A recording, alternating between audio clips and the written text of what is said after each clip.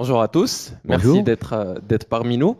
Du coup, je me présente, je suis Yassine Akeja, lead of AI chez Devoteam et j'accompagne Decathlon, notamment Didier, sur la mise en place d'un plan d'accélération et de transformation IA. Et moi, je suis Didier Mama chez Decathlon. Je m'occupe de toute la partie data et AI. Alors, pour commencer, en fait, on a pensé à un sujet qui est lié à l'IA et l'expérience client, l'approche augmentée de Decathlon. Le mot augmenté est bien choisi parce qu'en fait, s'il y avait une école de pensée de l'IA, Didier et moi serons dans la classe de l'intelligence augmentée et non de l'intelligence artificielle parce qu'on croit et qu'on a des convictions que l'IA n'est pas là pour uniquement transformer des métiers, mais surtout d'augmenter des collaborateurs et d'augmenter l'efficacité des collaborateurs. Et à ce sujet, donc chez Decathlon, on a beaucoup parlé de comme quoi l'IA amplifier les capacités humaines de nos collaborateurs en magasin. Du coup, Didier, si tu peux nous préciser et nous expliquer cette vision, est-ce qu'elle change dans la manière d'aborder la technologie en magasin? Oui, ben merci pour la question. Alors c'est sûr que Decathlon, je pense que vous connaissez tous la marque et vous avez sûrement à un moment ou à un autre été dans un magasin Decathlon. Sa marque de fabrique à Decathlon, ben c'est nos teammates en magasin, c'est ce qui fait notre réputation. On considère nous que l'humain c'est vraiment le plus important, c'est le cœur du sujet, c'est le cœur de métier. Donc tout ce qu'on fait en fait, c'est soit pour améliorer l'expérience de nos clients, soit pour améliorer l'expérience de nos teammates. Donc dans ce cadre-là, on se pose la question de la technologie, c'est un outil, et comment cet outil-là, il peut justement améliorer les performances des teammates. Ça veut dire que pour tous les métiers, on a développé une espèce de matrice qui dit il y a des métiers qui nécessitent de la full automatisation. Alors finalement, il y en a très peu. Et d'ailleurs, c'est beaucoup des tâches qui sont répétitives, qu'on essaye d'automatiser un maximum. Mais il y a beaucoup de tâches aussi qui mettaient beaucoup de charges, je dirais, cognitives, par exemple, dans les magasins, la planification des, euh, des agendas. C'est-à-dire qu'un magasin, vous avez des pics en fonction de l'heure. Vous avez des camions qui arrivent le matin, vous avez des clients qui ramènent des produits, et tout ça, il faut l'orchestrer, l'organiser, et ça se planifie. Ça se planifie quasiment au jour le jour, et c'était un travail qui était extrêmement compliqué, parce que vous imaginez bien toutes les tâches. On a beaucoup de gens qui sont multifonctions chez Decathlon, avec certains travaillent 35 heures, d'autres qui travaillent 20 heures, d'autres qui travaillent 10 heures, etc. On essaie de donner beaucoup de flexibilité, et donc c'était quelque chose de très difficile. Et là, on s'est dit, on va utiliser de l'intelligence artificielle, justement, non pas pour faire à la place d'eux, mais pour faire de la recommandation. Donc tout ça est précalculé, etc. Et après, le directeur du magasin, en fonction de sa stratégie, des éléments qu'il a, il peut l'ajuster. Et tout ce qu'on fait, nous, on le pense comme ça. Ça veut dire que on regarde le métier, on regarde c'est quoi les zones d'inefficacité, c'est quoi la complémentarité, et on pense beaucoup à ça, c'est quoi la nouvelle division du travail entre l'humain et l'algorithmie. Et puis, on essaye de simplifier le travail pour la bonne et simple raison, c'est qu'on considère que euh, un teammate qui a moins de charge cognitive, qui a une meilleure planification, il sera plus disponible pour répondre aux questions des clients. En fait, tu nous as parlé de pas mal de cas d'usage, de ce que je vois en termes de magasins. Comment aujourd'hui est-ce que Decathlon arrive à prioriser ces cas d'usage? Est-ce que c'est par rapport à l'impact terrain? Est-ce que c'est la scalabilité technologique, la frugalité ou un mix de tout ça? Aujourd'hui, on a de la chance dans l'époque où on vit. Je pense que la technologie, c'est plus un problème. Franchement, c'est plus un problème. D'ailleurs, la technologie elle fait des choses que on n'est même pas encore capable d'exploiter, etc. Donc déjà, ça c'est le problème pour moi qui est éliminé. Après, évidemment, quand on parle d'IA, il y a toujours les problèmes de qualité de données. Donc ça reste un vrai gros sujet. Personne l'a vraiment encore craqué. Et c'est du travail, hein, c'est pour le coup. Euh, mais par contre, on est très classique. Pour le coup, chez Decathlon, la première chose qu'on identifie, et ça le métier doit être très fort chez nous, c'est la caractérisation du problème. Donc, on peut utiliser de l'IA ou de la data pour répondre à des mauvaises questions. On peut apporter des bonnes réponses à des mauvaises questions. Donc là, en général, les équipes data sont très pointues pour challenger un peu le business, le pourquoi, le pourquoi, le pourquoi, le pourquoi. Quelle est la valeur que ça va apporter et on fait une double vérification, par exemple, dans certaines situations où le métier nous dit bah, j'ai tel problème.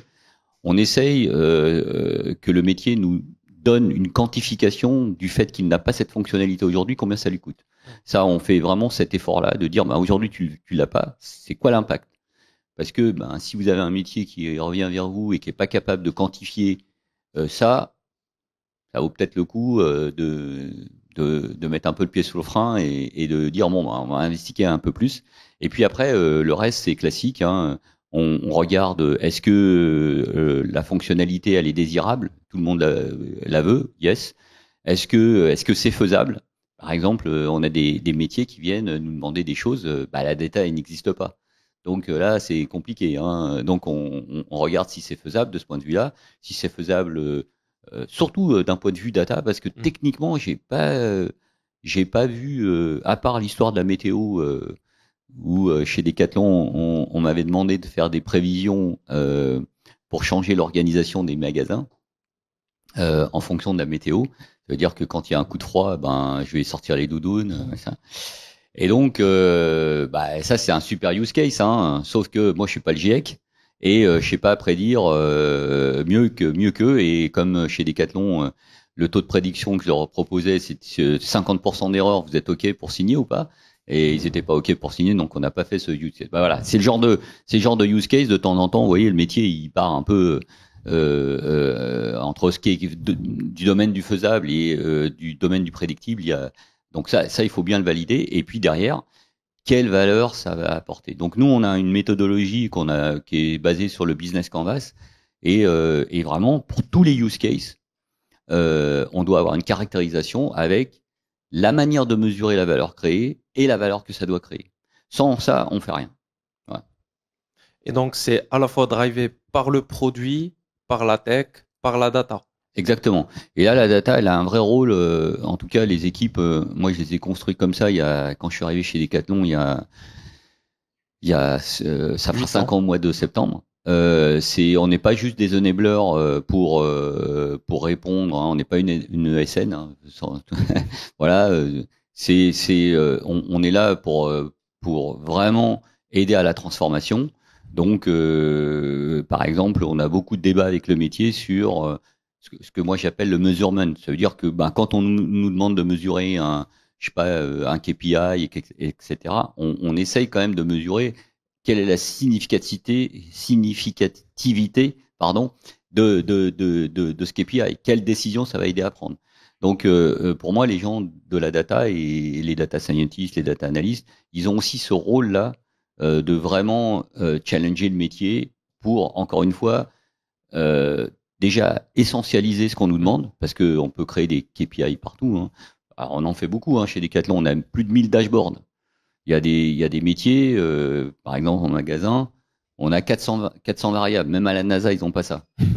Et on challenge le métier parce que personnellement, je ne sais pas comment on peut demander à un teammate en magasin d'essayer de piloter, etc. Donc c'est le genre de transformation que la data, elle est amenée à pousser. On doit driver ça. Très intéressant. Et pour la dernière question, déjà félicitations pour la nouvelle nomination en tant que Chief Data and AI Officer. Et du coup, quelle est la prochaine étape dans la mise en place de l'IA augmentée chez Decathlon suite à cette nouvelle nomination et quelle est ta vision pour le futur chez Decathlon? En fait, comme je l'ai dit, on a beaucoup de capacités technologiques aujourd'hui. On a beaucoup de compétences côté data.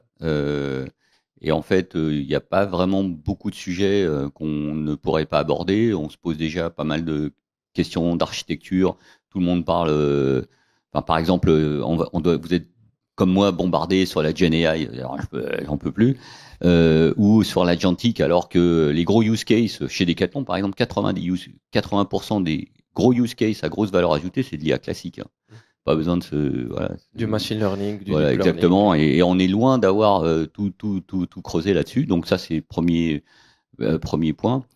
Le vrai enjeu qu'on a aujourd'hui, c'est la transformation du métier. Ça veut dire que comment on amène le métier à se repenser, à repenser sa manière dont il fait le geste. Et ça, on a des gros débats chez Decathlon. On parle souvent de upskilling, reskilling. Et en fait, moi, je pense que tout le monde fait depuis des années. Il n'y a pas eu besoin d'attendre l'IA pour savoir qu'il faut se upskiller, se reskiller, etc. C'est pas de ça dont on parle. Là, c'est vraiment de la reconfiguration des métiers. Donc, ça veut dire que le métier doit se repenser totalement. Et ça, on peut pas le faire à la place du métier. On peut aider, on peut accompagner, on peut challenger, etc.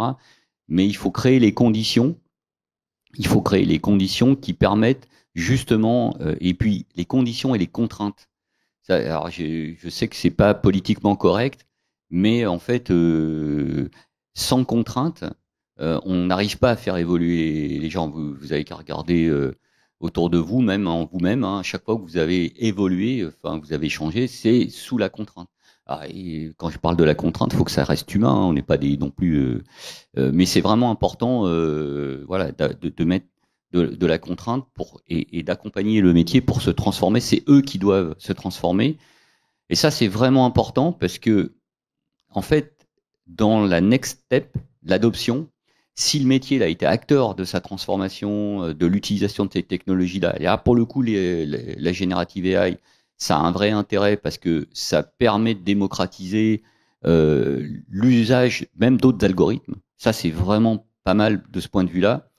Alors là, on a gagné parce que l'adoption, elle se fera beaucoup plus facilement, plutôt que des trucs qui tombent d'en haut ou même de chez nous à la data.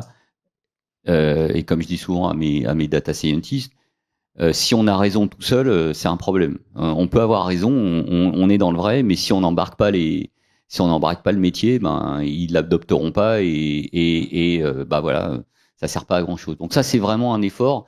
Et il faut beaucoup travailler là. Et c'est pour ça que les équipes data doivent être très proches du métier et avoir des gens qui. Moi, j'ai lancé cette notion-là, notamment la notion pour les data scientists de devenir des business scientists. Il faut vraiment qu'ils comprennent la data science, mais dans le contexte de process métier. Ça, c'est super important. Sorte C'est ça qui de va. data for business. Exactement. Et d'ailleurs, ça nous amène à la dernière question. Tu as parlé de proximité entre les équipes data et le métier. Et donc, si demain, une entreprise souhaite démarrer cette démarche de transformation IA, quels seraient, selon toi, les facteurs clés de succès? Ben, moi, je pense qu'il faut il faut tout de suite trouver des use cases déjà simples, euh, euh, Activable. qui puissent créer de la valeur. Ça, et qui puissent être mis dans les mains des collaborateurs rapidement. Donc ça, et l'expérimentation. Il faut expérimenter. Il faut expérimenter. Et quand je dis expérimenter, avec la notion de on essaye, ça marche pas, on jette, on passe à autre chose. Je sais que c'est pas dans la culture. On aime bien élaborer. C'est très darwiniste. Hein, il faut pas être cartésien là, pour le coup. J'essaye et puis la nature a fait son tri. Hein. Voilà. Donc ben il y a beaucoup d'essais et il y a peu de succès. Mais les peu de succès qu'on a, c'est ceux qui vont vraiment générer beaucoup de valeur. Et donc plus on essaye, plus ça fonctionne. Ça aussi, c'est parfois nous Français, on a un peu de mal avec cette notion-là, mais en fait, l'échec fait partie du succès. C'est-à-dire enfin, c'est pas négatif un succès, hein, c'est positif. Ça veut dire qu'on a appris quelque chose. Alors, je sais que il faut conscientiser. Même moi, quand je vous le dis, je conscientise le bazar. Mais c'est vrai, c'est comme ça qu'on apprend et qu'on sait qu'il y a des voies qui marchent et qui marchent pas. Et ça, c'est pas prédictible. Il faut vraiment l'expérimenter dans chaque entreprise. Bah, en tout cas, merci beaucoup Didier pour tes clarifications et je vous remercie tous pour votre présence. Merci.